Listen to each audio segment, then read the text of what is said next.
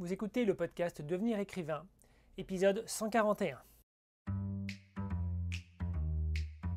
Bienvenue sur Devenir écrivain, le podcast pour démarrer et réussir votre carrière d'écrivain.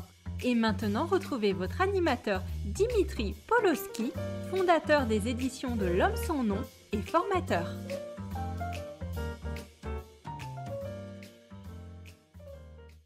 Bonjour et bienvenue dans ce nouvel épisode du podcast Devenir écrivain.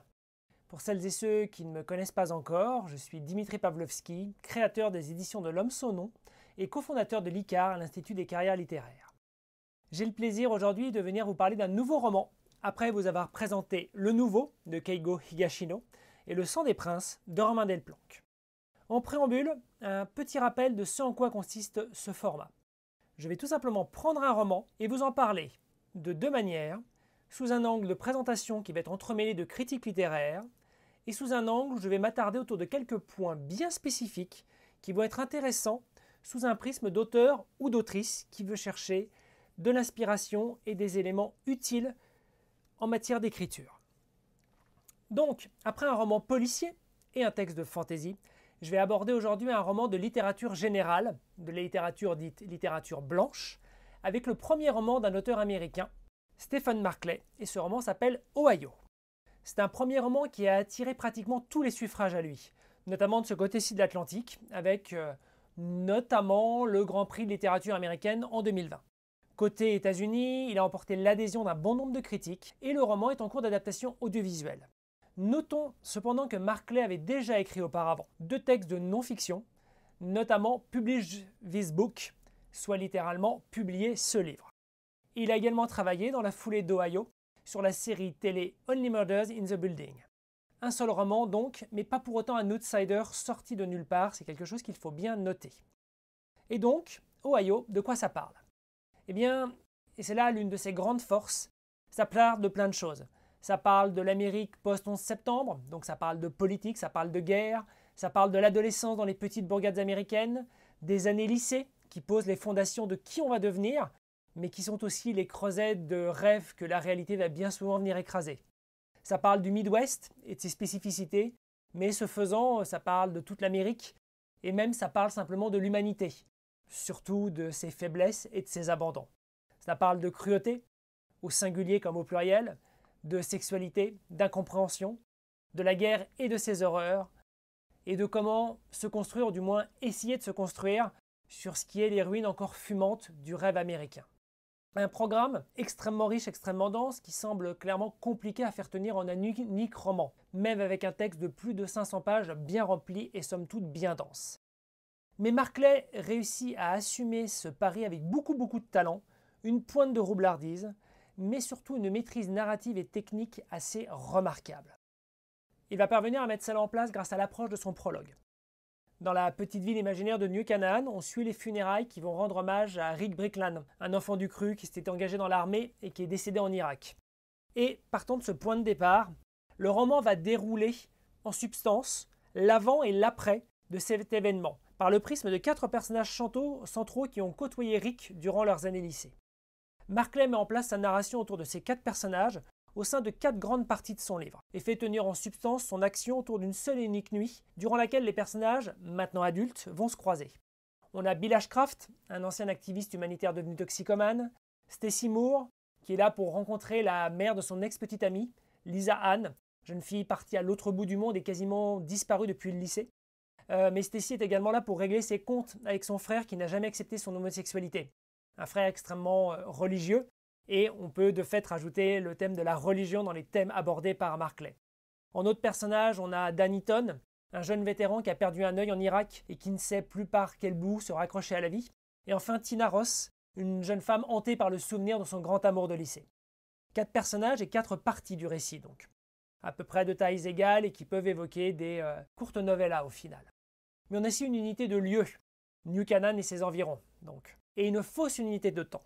Une fausse unité de temps parce que le récit a beau se dérouler dans une nuit, Markley va multiplier les allers-retours dans le temps, à la fois par des flashbacks qui permettent de reconstruire comme un puzzle les années lycée des personnages, et à la fois par des échanges menés par les différentes rencontres que font les personnages au fil de cette nuit, qui vont permettre de découvrir le chemin parcouru depuis la fin du lycée. Et au final, on va découvrir les espoirs déchus, d'eux qui sont partis de New Canaan et de ceux qui sont restés. L'espoir du football américain à la carrière brisée par une blessure, le petit dealer vivotant dans des brumes éthérées, et ainsi de suite. Avec, comme fil conducteur, le personnage de Lisa Ann, dont le départ soudain a laissé des traces, elle, la fille libre et l'esprit ouvert, pour qui on envisageait la plus belle et la plus glorieuse des destinées. L'ensemble est noir, empli d'un désespoir prégnant, où désabusé pourrait littéralement être le maître mot. Les beautés d'antan sont évanouies dans la dureté du quotidien, les anciennes haines sont noyées dans les brumes de l'alcool et du regret. Marclay n'épargne pas grand-chose à ses personnages, qu'il entremêle comme un marionnettiste brillant, trouvant un équilibre narratif assez remarquable et proposant au lecteur un roman social et sociétal sous une forme au final de roman noir, dans un mélange des genres totalement implacable. Mais Marclay n'abandonne pas pour autant tout espoir en entrant dans son texte. De ci, de là, par un personnage, comme le vieux professeur noir dont on va sentir toute l'humanité dans la façon dont il va interagir avec ces jeunes qu'il a accompagnés lors de leurs années d'études et ces moins jeunes qu'il va rencontrer et revoir lors de cette nuit. On a également une situation de temps en temps, à la façon dont un vétéran peut être prêt à tout pour en aider un autre.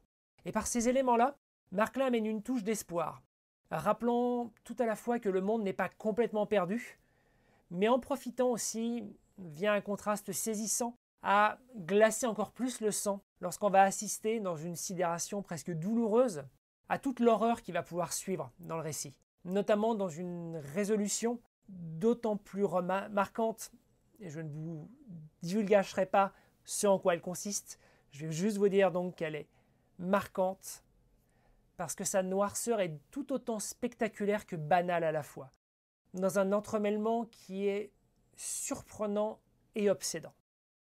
Alors certes, Stephen Marclay pousse peut-être parfois un peu le trait, dans une volonté de pousser sa démonstration de la manière la plus redoutable possible. Il a la main un peu lourde sur certaines thématiques, notamment dans le positionnement des rapports entre les hommes et les femmes dans ce récit. Mais en même temps, notre société moderne ne nécessite pas d'avoir la main lourde. C'est une vraie question qu'on peut se poser, et le choix qu'a fait Marclay peut apparaître comme totalement incohérent dans cette réflexion-là. Mais au final, l'ensemble n'en est pas moins une œuvre puissante et entêtante, qui laissera un véritable goût amer en bouche longtemps après en avoir fini la lecture. Après ce tour d'horizon critique du texte, je vais maintenant aborder 3 points qui peuvent vous être utiles pour vous en tant qu'auteur, en tant qu'autrice, de ce que vous pouvez retirer en lisant ce roman. Il y a énormément de choses à retirer. Voilà, comme vous avez pu le comprendre, rien que lire ce livre sans chercher à en tirer d'éléments spécifiques va être pertinent pour toute personne qui veut écrire.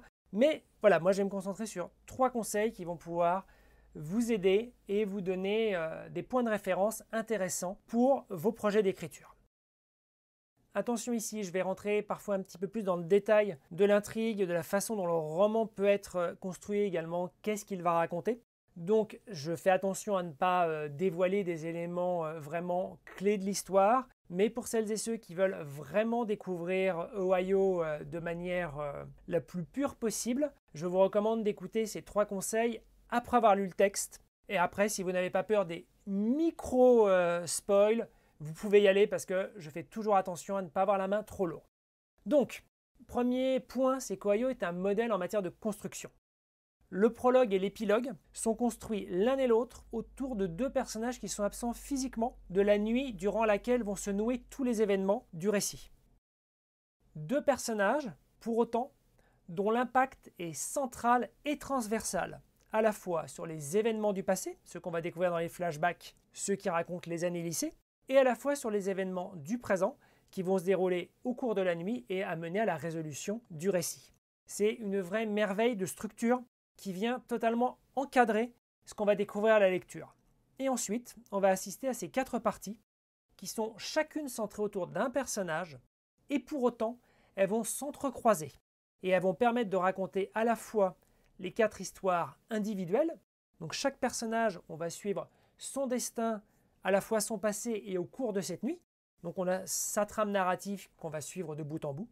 Et en même temps, on va suivre une histoire qui est plus globale, celle des événements du passé et des événements de la nuit et la manière dont ils vont pouvoir s'entremêler et se répondre les uns aux autres.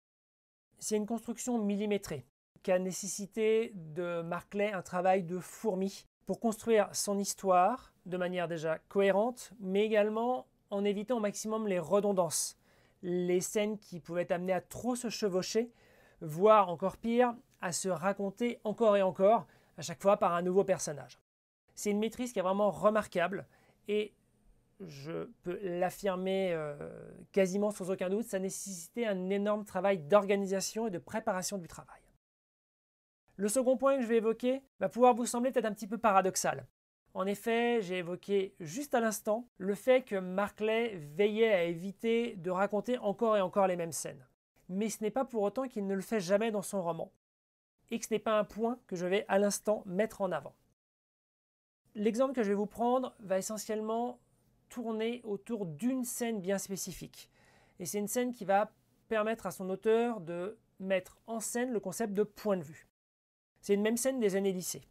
On a Bill, le premier des 4 personnages dont on va suivre l'histoire, qui est avant un match de basket de la saison de basket lycéen. Et il se fait agresser à coups de pistolet à billes de peinture. Durant la partie qui traite du personnage, il gère l'événement avec dignité et a un talent vengeur qui lui permet d'enquiller les paniers durant le match. Durant le chapitre d'un autre personnage, où Marclay va raconter le même événement, Bill s'effondre complètement, ne rentre pas un panier et se retrouve sur le banc du match au bout de 10 minutes. En 2 descriptions d'à peine une page d'une même scène, l'auteur pose énormément de choses. Déjà, assez naturellement, il pose l'impact de la perception individuelle d'une scène, évidemment. Mais il parle aussi du travail de la mémoire qui va toujours reconstruire les événements et qui ne va jamais réussir à les reproduire de la manière exacte dans laquelle ils sont passés. La mémoire n'est pas une caméra. Et enfin, d'un point de vue plus technique, c'est quelque chose qui est remarquable lorsque le texte est une écriture à la 3e personne. Donc on attend a priori qu'elle ne va pas embrasser la perception précise d'un personnage. Sauf que Marclay positionne son narrateur comme un narrateur qui va être assez présent dans le roman, qui va s'adresser de temps à autre à son lectorat. Évidemment, on est dans une approche avec une manière très légère, on n'est pas dans du cassage de 4e mur à tout va. Mais il va donc avoir une présence par la façon dont il s'adresse au lectorat, mais également, il va régulièrement rappeler l'existence du narrateur. Il ouvre par exemple la première fois qu'il raconte l'anecdote de Bill avec, ouvrez les guillemets, prenez par exemple le dernier match de la saison de lycée.